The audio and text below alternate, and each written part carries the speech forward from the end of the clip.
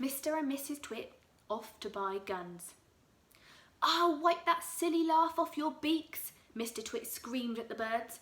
"I'll get you next time, you filthy feathery frumps. I'll wring your necks, the whole lot of you, and I'll have you all bubbling in a pot for bird pie before the day is finished." "How are you going to do that?" asked Mrs. Twit, who'd come to see what all the noise was about. "I won't have you smearing sticky glue on the roof of our house." Mr. Twit got very excited. "I've got a great idea," he cried. And he didn't bother to keep his voice down because he didn't think the monkeys would understand.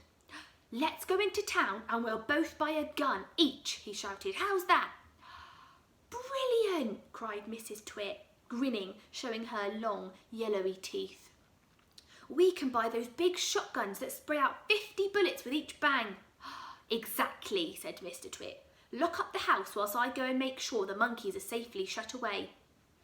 Mr. Twit went over to the monkey cage. "Attention," he barked in a fearsome monkey trainer voice. "Upside down, all of you, get to it. One on top of the other. Quick, quick, quick. Get on with it or you'll feel Mrs. Twit's stick across your bums." The poor monkeys each stood on their hands and clambered one on top of the other, with Mugglewump at the bottom and the smallest child at the top.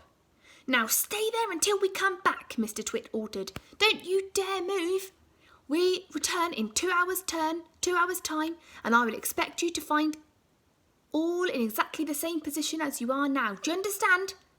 And with that, Mr. Twit marched away, and Mrs. Twit went with him, and the monkeys were left alone with the birds. Chapter 22. Mugglewump has an idea. As soon as Mr. and Mrs. Twit had disappeared down the road, the monkeys all flipped back onto their feet the right way up. "Quick, get the key!" Mugglewump called out to the roly-poly bird, who was sitting on the roof of the house. "What key?" shouted the roly-poly bird. "The key of the door to our cage," cried Mugglewump. "It's hanging on a nail in the work-shed. That's where he always puts it." The roly-poly bird flew down and came back with the key in his beak. Mugglewump reached his hand through the bars of the cage and took the key. He put it in the lock and turned it, and the door opened, and all 4 monkeys leapt out together. "We're free!" cried the 2 little ones. "Where shall we go, Dad? Where do we have to hide?" "Don't get excited," said Mugglewump. "Calm down, everybody. Before we escape this beastly place, we have an important thing to do." "What?" they asked him. "We are going to turn those terrible twits upside down." "We're going to do what?" they cried. "You must be joking, Dad." "I'm not joking," Mugglewump said.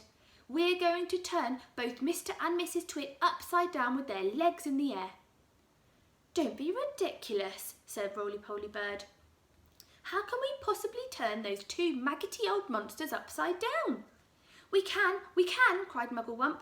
"We're going to make them stand on their heads for hours, perhaps even forever. Let them see how it feels for a change." "How?" said the Roly-Poly Bird. "Tell me how." Mugglewump laid his head on one side, and a tiny twinkling little smile touched the corners of his mouth.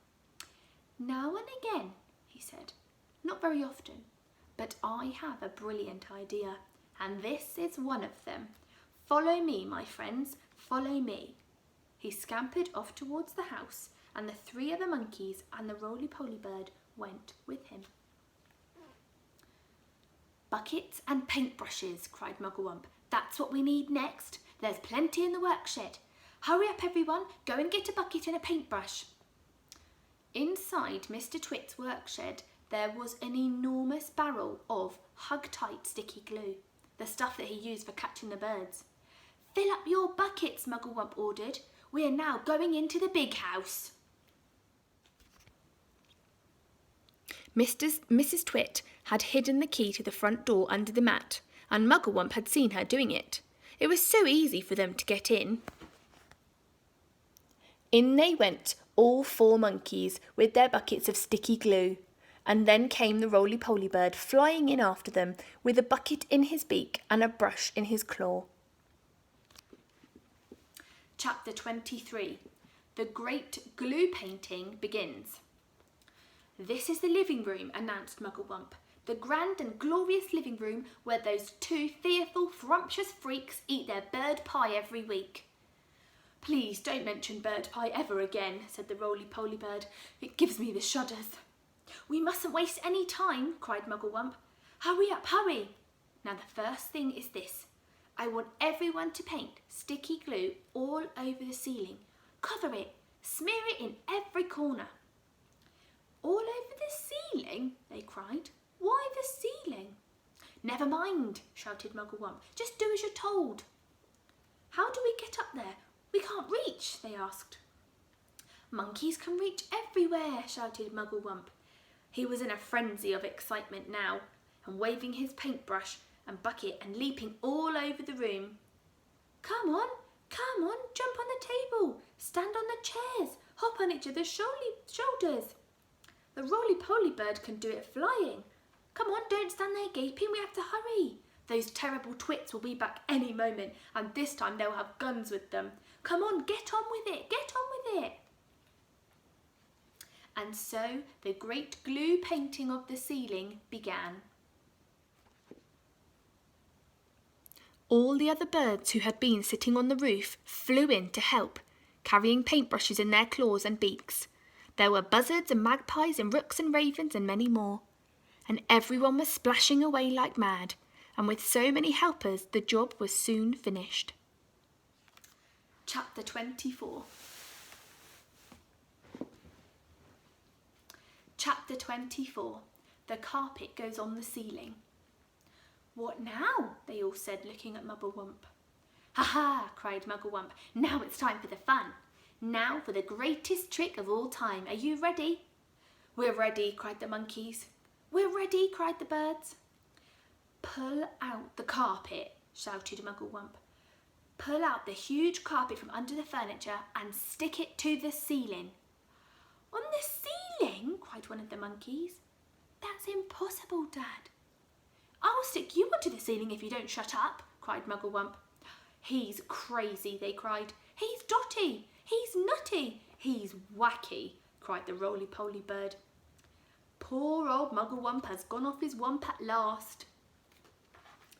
"Oh, do stop shouting such rubbish and just give me a hand," said Mugglewump, catching a hold of the carpet.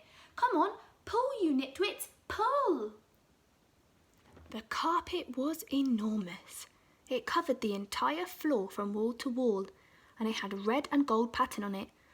It's not easy to pull up an enormous carpet off the floor when the room is full of tables and chairs.